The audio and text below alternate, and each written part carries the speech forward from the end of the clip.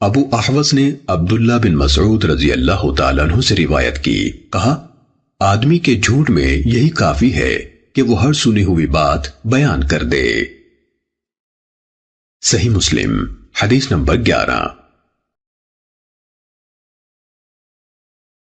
محمد بن مسنہ نے کہا میں نے عبد الرحمن بن مہدی سے سنا، کہہ رہے تھے آدمی اس وقت تک امام نہیں بن سکتا کہ لوگ اس کی اقتداء کریں یہاں تک کہ وہ سنی سنائی باتوں کو بیان کرنے سے باز آ جائے۔ صحیح مسلم حدیث نمبر 12۔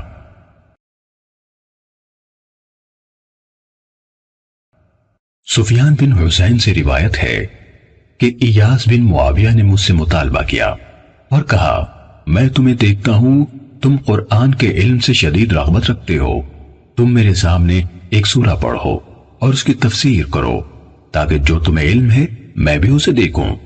کہا میں نے ایسا کیا تو انہوں نے مجھ سے فرمایا جو بات میں تم سے کہنے لگا ہوں اسے میری طرف سے ہمیشہ یاد رکھنا، ناپسندیدہ یعنی منکر روایات کو بیان کرنے سے بچنا، کیونکہ ایسا نہ ہونے کے برابر ہے کہ کسی نے یہ کام کیا ہو یعنی منکر روایات بیان کی اور وہ اپنی ذات میں ذلیل نہ ہوا ہو اور اس کی بیان کردہ حدیث کو جھوٹا نہ سمجھا گیا ہو۔ صحیح مسلم حدیث نمبر 13۔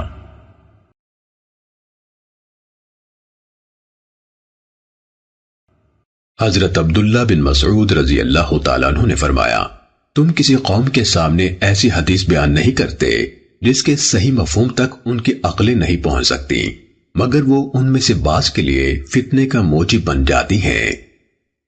صحیح مسلم حدیث نمبر 14۔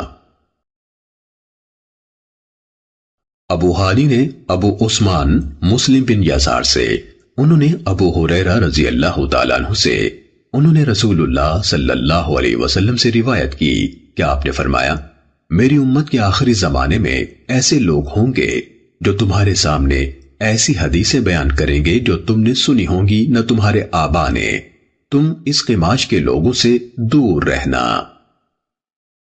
صحیح مسلم حدیث نمبر 15۔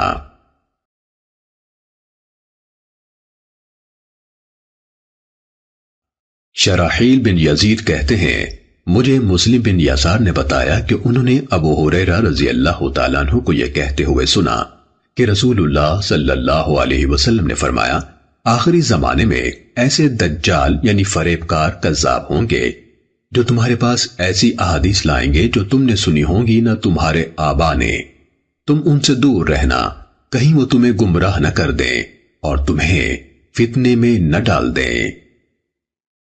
صحیح مسلم حدیث نمبر 16۔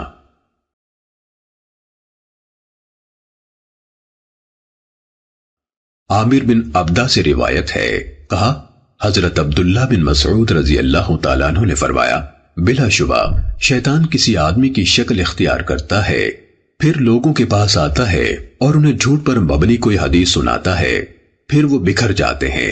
ان میں سے کوئی آدمی کہتا ہے میں نے ایک آدمی سے حدیث سنی ہے، میں اس کا چہرہ تو پہچانتا ہوں پر اس کا نام نہیں جانتا، وہ حدیث سنا رہا تھا۔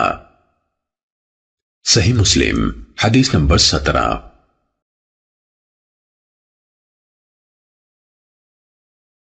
طاؤس نے حضرت عبداللہ بن عمر بن العاص رضی اللہ تعالیٰ عنہما سے روایت کی، کہا سمندر کی تہ میں بہت سے شیطان قید ہیں جنہیں حضرت سلیمان علیہ السلام نے باندھا تھا، وقت آ رہا ہے کہ وہ نکلیں گے اور لوگوں کے سامنے قرآن پڑھیں گے۔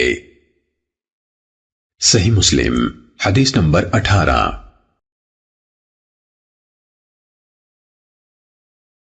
ہشام بن حجیر نے طاؤس سے روایت کی، کہا یہ یعنی ان کی مراد بشیر بن کعب سے تھی، حضرت ابن عباس رضی اللہ تعالیٰ عنہما کے پاس آیا اور انہیں حدیثیں سنانے لگا۔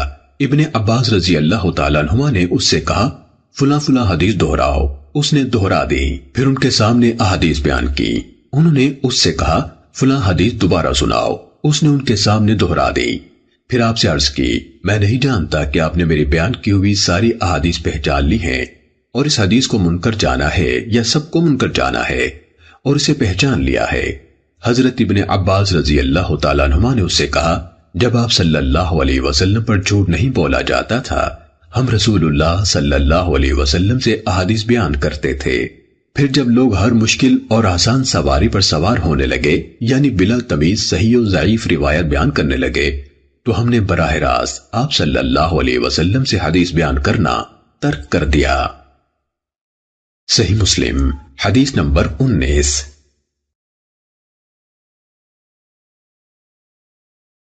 محمد بن رافع، عبد الرزاق ابن طاؤس کے بیٹے نے اپنے والد طاؤس سے، انہوں نے حضرت ابن عباس رضی اللہ عنہما سے روایت کی، انہوں نے کہا ہم رسول اللہ صلی اللہ علیہ وآلہ وسلم کی احادیث حفظ کرتے تھے، اور رسول اللہ صلی اللہ علیہ وآلہ وسلم سے مروی حدیث کی حفاظت کی جاتی تھی، مگر جب سے تم لوگوں نے بغیر تمیز کے ہر مشکل اور آسان پر سواری شروع کر دی تو یہ معاملہ دور ہو گیا، یعنی یہ بعید ہو گیا کہ ہماری طرح کے محتاط لوگ اس طرح بیان کردہ احادیث کو قبول کریں پھر یاد رکھیں۔ صحیح مسلم حدیث نمبر 20۔